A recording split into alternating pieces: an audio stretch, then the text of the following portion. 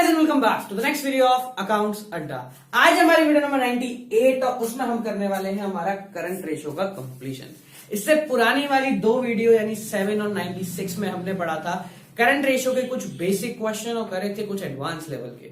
आज हम current ratio के फाइनल कुछ ऐसे क्वेश्चन करने वाले हैं जो कि शायद आपसे वाया प्रैक्टिकल में पूछ लिए जाए, और हुआ तो बहुत कम चांसेस होते हैं इनके आने के, बट आए तो क्यों छोड़ें।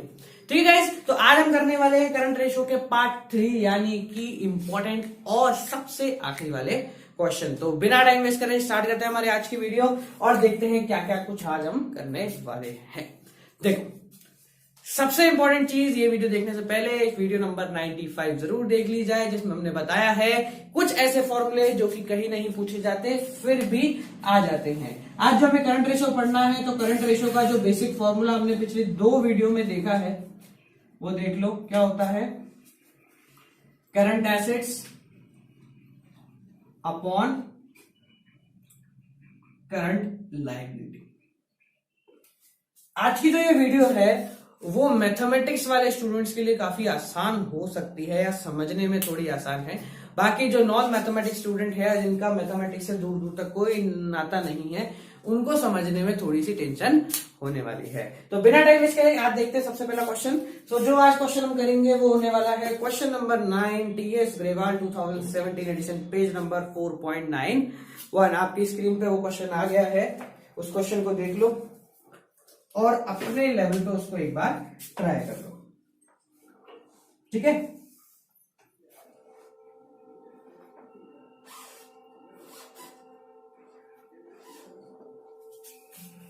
देखो भाई क्या लिखा हुआ है, एक बार क्वेश्चन रीड करते हैं। A company had a current assets of 4,50,000। Company के पास करंट एसेट्स है 4.5 लाख के, करंट लायबिलिटी है 2 लाख रुपए की। ये सारी उसकी चीजें हैं। ठीक है, afterward it purchase a goods of ₹30,000 on credit. उसके बाद उसने क्या किया, ये था उसके पास, उसके बाद उसने क्या किया, गुड्स क्या करे, परचेज करे। गुड्स क्या करे, परचेज करे। कहां परचेज करे? ऑन क्रेडिट, उधारी में सामान खरीद लिया। कितने रुपए का? 30,000 रुपए का। उधारी में 30,000 रुपए का सामान उसने खरीद लिया। हमें क्या निकालना है? Calculate the current ratio after it's purchase. Purchase होने के बाद करंट रेशो क्या है हमें वो बताना है। यानी कि इनसे कोई मतलब नहीं है, इसके बाद ट्रांजेक्शन करो, ट्रांजेक्शन करने के बाद जो वैल्यू आती है उनसे हमें करंट रेशो निकालना है। तो देखो ध्यान से, हमारे करंट एसेट्स कितने थे? 4,50,000। ठीक है, उसके बाद हमने क्या करा, 30,000 का सामान खरीदा है। तो भाई लोगों, जनरल एंट्री अगर आती है तो अच्छी बात है, नहीं आती तो क्या होती है जनरल एंट्री? उधारी में सामान खरीदने की। तो जनरल एंट्री होती है हमारी परचेज अकाउंट डेबिट टू उस पर्सन का नाम जिससे हमने खरीदा है, एक्स लो, वाई लो, जेड लो या जो भी लो। अब बात ये देखते हैं कि भाई जब सामान मैंने उधारी में खरीदा तो क्या उससे करंट एसेट्स पे कोई फर्क पड़ा, करंट लायबिलिटी पे कोई फर्क पड़ा? अगर पड़ा होगा तो उनकी नई वैल्यू आ जाएंगी और नहीं पड़ा होगा तो ऐसे चल जाएगा। अब देखो, सामान उधार में खरीदा तो क्या आया मेरे पास? स्टॉक आया। स्टॉक क्या होता है मेरे लिए? Current asset. स्टॉक क्या होता है मेरे लिए? Current assets. तो भाई सामान उधारी में खरीदने से 30,000 रुपए के करंट एसेट्स इंक्रीज हुए हैं, क्योंकि 30,000 रुपए का क्या आया है मेरे पास? स्टॉक। ठीक है, तो नए करंट एसेट्स कितने हो गए तुम्हारे? 4,80,000। कितने हो गए? 4,80,000। ठीक है, अब बात करते हैं करंट लायबिलिटी की। और किन किन चीजों पे? एक तो परचेज पे फर्क पड़ा, अच्छी बात है। जब सामान उधारी में खरीदा है तो क्या बन गया मेरे लिए? क्रेडिटर एक नया इंक्रीज हो गया। तो जो नया क्रेडिटर इंक्रीज हुआ है उसकी वजह से मेरी 30,000 की करंट लायबिलिटी भी बढ़ गई है। तो करंट लायबिलिटी बढ़ के कितनी हो गई? 30,000 रुपए और बढ़ गई, क्योंकि मैंने सामान क्या करा है? उधारी में खरीदा है। तो मेरे क्रेडिटर इंक्रीज हो गए। तो नया कितना हो गया? 2,30,000। यानी कि हमारे करंट एसेट्स ना तो 4.5 लाख है, न ही करंट लायबिलिटी 2 लाख है। परचेज करने के बाद हमारे करंट एसेट्स हो गए 4,80,000 के, करंट लायबिलिटी हो गई 2,30,000 की। तो current ratio would be 4,80,000 divided by 2,30,000। ठीक है, 1 2 3 4, 1 2 3 4, 4 जीरो गए, क्या बचा? 48/23। 3। या तो इसको यहीं छोड़ दो, यहां छोड़ना नहीं है, क्योंकि हमने पढ़ा है कि करंट रेशो जो होता है वो प्योर फॉर्म में होता है। प्योर फॉर्म का मतलब कंप्लीट डिवाइड करना पड़ता है। तो कैसे डिवाइड करेंगे, देखो कितनी बारी में जाता है, 2 बारी में। कितना गया, 46, बचा कितना, 2। अब 2 नहीं जाता तो क्या करेंगे, पॉइंट लगाया, एक 0 उतारा। 20 जाता है क्या, तो 23 से नहीं जाता तो एक और 0 लगाएंगे और यहाँ एक और 0 उतार लेंगे। अब ये तो जाता है, कितनी बारी में जाता है देखो, करके देखते हैं। 23 इंटू 9 या 23 इंटू 8 करके देखते हैं। 23 इंटू 8, 8 3 24, ऊपर आया 2, 16 और 2 18, 184। ठीक है, 23 इंटू 9 इससे बड़ा हो जाएगा, तो क्या आया 2.08, और ये आगे चलता जाएगा। हमें 2 डिजिट तक आंसर निकालना है, उसके बाद आप आंसर वहीं छोड़ सकते हैं। तो हम इसको लिखेंगे 2.08:1। ठीक है, आपकी जो पुस्तक है उसमें 2.09:1 दे रखा है, तो उससे कोई फर्क नहीं पड़ता। यहां अगर गड़बड़ है तो समझ में आता है, यहां गड़बड़ है तो समझ में आता है, पर पॉइंट की 2 डिजिट बाद अगर 8 की जगह 9 हो जाए तो कोई गड़बड़ नहीं है। क्यों, वो 9 क्यों दे रखा है, क्योंकि अगर मैं इसको कंप्लीटली डिवाइड करता हूं तो डिवाइड करने के बाद ये समथिंग जाएगा 2.086 ऐसे करके जाएगा, तो उसने राउंड फिगर करके इसको 2.09 बोल रखा है। ठीक है, तो अगर हम 2.08 भी लिखते हैं तो भी किसी तरह की कोई भी गड़बड़ नहीं होने वाली है। ठीक है गाइस, तो आपको इसको एक बार इसको नोट डाउन करो, जब तक हम एक और क्वेश्चन निकालते हैं। देखो, अब जो नेक्स्ट क्वेश्चन हम करने वाले हैं वो होने वाला है आपका क्वेश्चन क्रमांक 11 TS ग्रेवाल 2017 एडिशन। आप लोग अपनी स्क्रीन पे वो क्वेश्चन देख लो।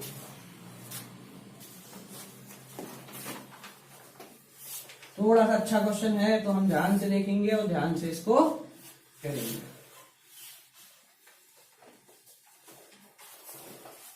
देखो, current ratio of current assets 3 lakh and current liabilities 1.25। साफ साफ सबको दे रखा है इसमें बोला है भाई करंट एसेट्स जो है आपके 3 लाख रुपए के हैं। ठीक है, करंट लाइबिलिटी कितनी है, 2 लाख रुपए की है, और करंट रेशियो भी दे रखा है। करंट रेशियो कितना है, 1.5:1 है। अब सीधी सी बात है, current ratio current assets upon current liability होता है, तो भाई 3 लाख अपॉन 2 लाख करा तो ये आएगा 1.5:1। ठीक है, तो कोई टेंशन नहीं। The accountant of the firm is interested to maintain the current ratio at 2:1। अब क्वेश्चन में आगे क्या दे रखा है वो ध्यान से समझना, कि जो हमारा अकाउंटेंट है वो चाहता है कि ये रेशियो क्या हो जाए, 1.5:1 से बढ़कर 2:1 हो जाए। 1.5:1 से बढ़कर 2:1 हो जाए। अब कैसे होगा, इसने दे रखा है आगे देखो, bye paying of a part of current liability. क्या करेगा वो, कि करंट लाइबिलिटी का कुछ हिस्सा बेच देगा, यानी कि करंट लाइबिलिटी से क्रेडिटर है, उन क्रेडिटर को पेमेंट कर देगा। अब पेमेंट करने से क्या हुआ, हमारी लाइबिलिटी कम हो गई। ठीक है, तो उसका कहना ये है कि भाई 1.5:1 तो मेरा भी रेशियो है 3 लाख और 2 लाख से। अब मैं क्या करता हूं, मैं इस रेशियो को 2:1 बनाना है, क्योंकि हमने अभी पढ़ा था पहले पिछली वीडियो में भी, इसका आइडियल रेशियो होता है 2:1। तो भाई अकाउंटेंट के दिमाग में बैठ गई कि हमें 2:1 रेशियो लाना। अब लाना कैसे है वो समझना। अकाउंटेंट ने बोला कि मैं 2:1 इसको बनाऊंगा bye paying of a part of liability, यानी कि करंट लाइबिलिटी का कुछ हिस्सा मैं दे दूंगा, यानी कि पेमेंट कर दूंगा। अब वो पेमेंट कर दिया उसने, जिसकी वजह से लाइबिलिटी कम हो जाएगी, और लाइबिलिटी कम होने की वजह से हो सकता है कि ये रेशियो 2:1 हो जाए। तो हमें क्या निकालना है, हमें निकालना है compute the amount of current liability that should be paid so that the current ratio would be 2:1। यानी कि हमें यह बताना है कि वो इस करंट लाइबिलिटी का कितना हिस्सा पे कर देगा, ताकि जो रेशियो है, नया ratio current assets upon current liability, वो बन जाए 2:1। अब इस चीज को ध्यान से समझना। ठीक है, तो हमारे कुछ महानुभाव होते हैं, वो ये बोलेंगे कि भाई ऊपर 3 लाख है, 2:1 बनाने के लिए इसको कर दो 1.5 लाख, हो गया 2:1, 50,000 रुपए दे दो। पर ऐसे नहीं चलेगा, ध्यान समझना किस तरीके से करना है। ये वीडियो मैथमेटिक्स वालों के लिए थोड़ी आसान पड़ने वाली, समझो। हमारे करंट एसेट्स कितने हैं, 3 लाख, करंट लायबिलिटी कितनी है, 2 लाख। ठीक है, रेशियो नहीं पता उतना है, हमें इसको रेशियो कन्वर्ट करके कितना लगाना है, 2:1। अब 2:1 करना कैसे है, करंट लायबिलिटी का कुछ हिस्सा पेमेंट करनी है ताकि रेशो 2:1 हो जाए। अब समझना ध्यान से, अगर मान लो मैं क्रेडिटर को देता हूं कुछ पैसे, मान लो कितने दे दिए, एक्स दे दिए, कुछ भी दे दिए, एक्स वाई जेड एबीसी जो अच्छा वो लिखो, ठीक है। मेरे को एक्स अच्छा लगता है इसलिए मैं एक्स करूंगा, ठीक है। एक्स अच्छी नहीं लगती, एक्स अच्छा लगता है। देखो, तो मैंने एक्स अमाउंट पेमेंट कर दिया। अब सीधी सी बात है, जब मैंने लायबिलिटी को, जैसे फॉर एग्जांपल कोई क्रेडिटर है, उसको पैसे दिए, तो जब पैसे दूंगा लायबिलिटी तो कम हो गई, पर साथ साथ मेरी जेब से क्या हुआ, पैसे निकल के भी चले गए।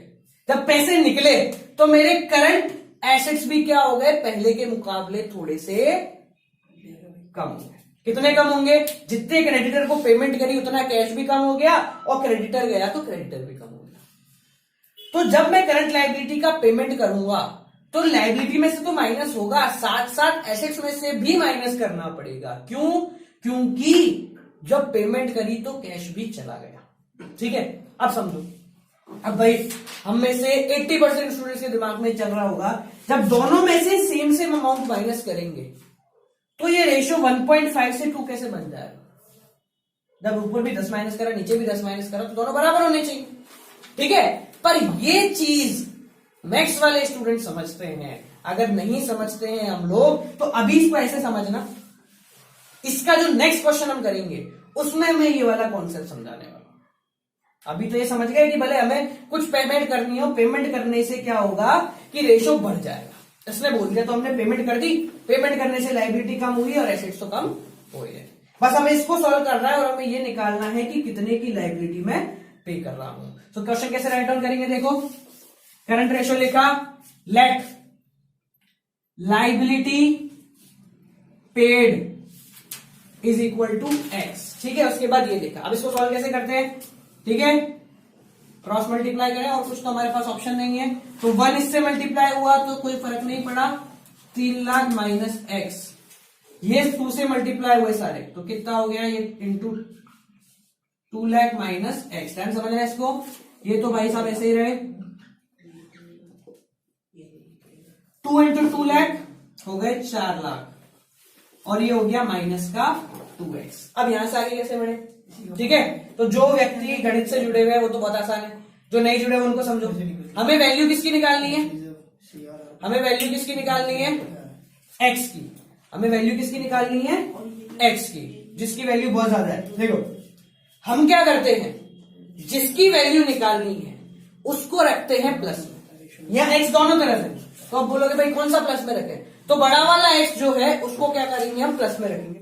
बड़ा वाला x कौन सा है, 2x, तो हम इस 2x को करेंगे प्लस में। अब साफ दिख रहा है भाई 2x माइनस में है, तो इसको प्लस में करने के लिए कहा ले जाओ, उसको उधर ले जाओ। तो हम क्या करते हैं, एक स्टेप में बताऊं धीरे धीरे, कोई टेंशन नहीं है, ठीक है। माइनस x इसको उधर ले गए तो ये हो गया प्लस का 2x इक्वल टू 4 लाख, ठीक है। अब शायद नीचे जगह कम है तो मैं यहां करवा देता हूं, देखो आगे यहां देखना, एज पहले तो उसको मैं लिख देते हैं 3 lakh minus x plus 2x equal to 4 lakh, ठीक है। तो सिंपल सी बात है, जो जो कट रहे हैं उनको काटो, 2x में से 1x गए तो कितना बचा, 1x, प्लस वाला प्लस का 2 है और माइनस का 1 है तो प्लस का 1 रह गया। यहां कितना बचा, 3 lakh plus x equal to 4 lakh, ठीक है।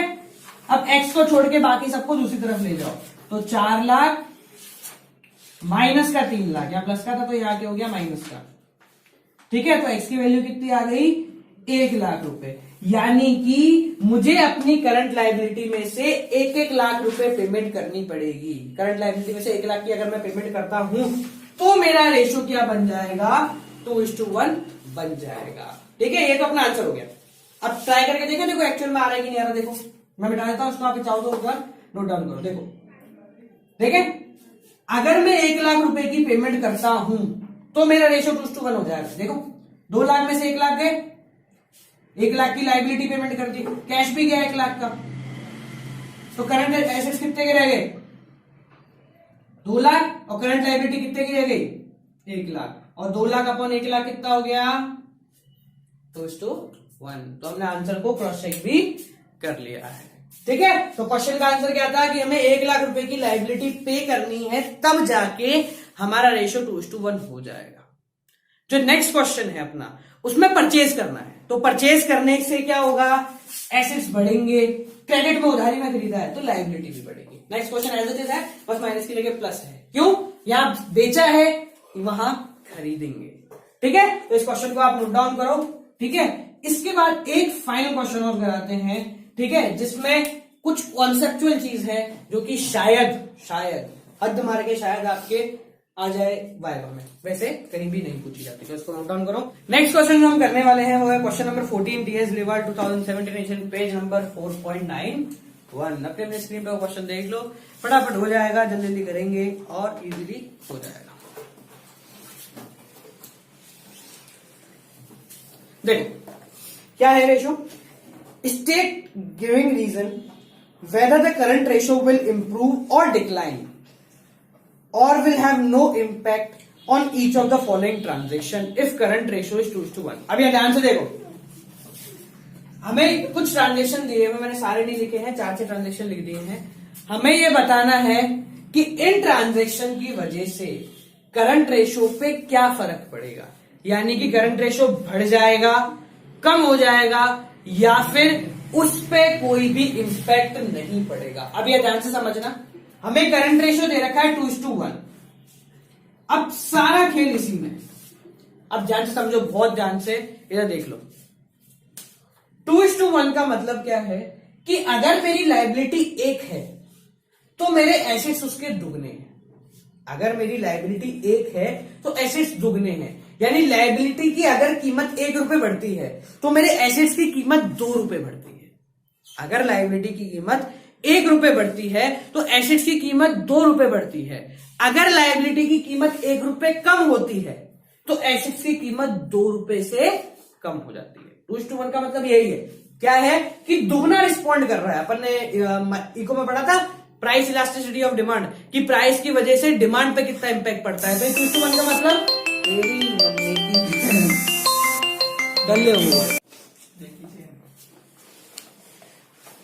जैसे अपन ने इको में पढ़ा था प्राइस इलास्टिसिटी ऑफ डिमांड, की प्राइस की वजह से डिमांड पे कितना इंपैक्ट पड़ता है। अगर नहीं पढ़ा तो पढ़ लो, डिस्क्रिप्शन गिवन है नीचे, डिस्क्रिप्शन में लिंक गिवन है। देखो वैसे ही यहां पे भी है क्या कि लायबिलिटी की वजह से एसेट में कितना चेंज आ रहा है। अगर मुझे ये रेशो मेंटेन करना है, यानी कि आगे तक रेशो मुझे 2:1 ही रखना है, तो क्या करना पड़ेगा, जब जब लायबिलिटी 1 रुपए बढ़ती है तब तब एसेट्स 2 रुपए बढ़ाने पड़ेंगे, और जब जब लायबिलिटी 1 रुपए कम होती है तब तब एसेट्स 2 रुपए कम करने पड़ेंगे, यानी कि इनका चेंज दुगना चलेगा।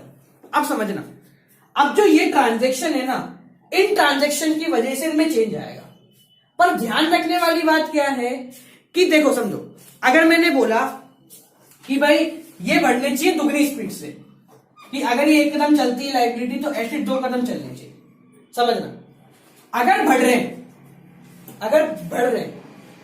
लायबिलिटी 1 कदम चल रही है तो एसेट 2 कदम बढ़नी चाहिए। ठीक है, पर ऐसा होता है किसी ट्रांजैक्शन की वजह से कि भाई अगर लायबिलिटी 1 कदम चली तो एसेट्स भी 1 कदम ही चल रहा है। बढ़ना कितना था, 2 कदम, अब चल कितना रहा है, 1 कदम ही चल रहा है। तो क्या होगा, हमारा रेशो पहले के मुकाबले कम हो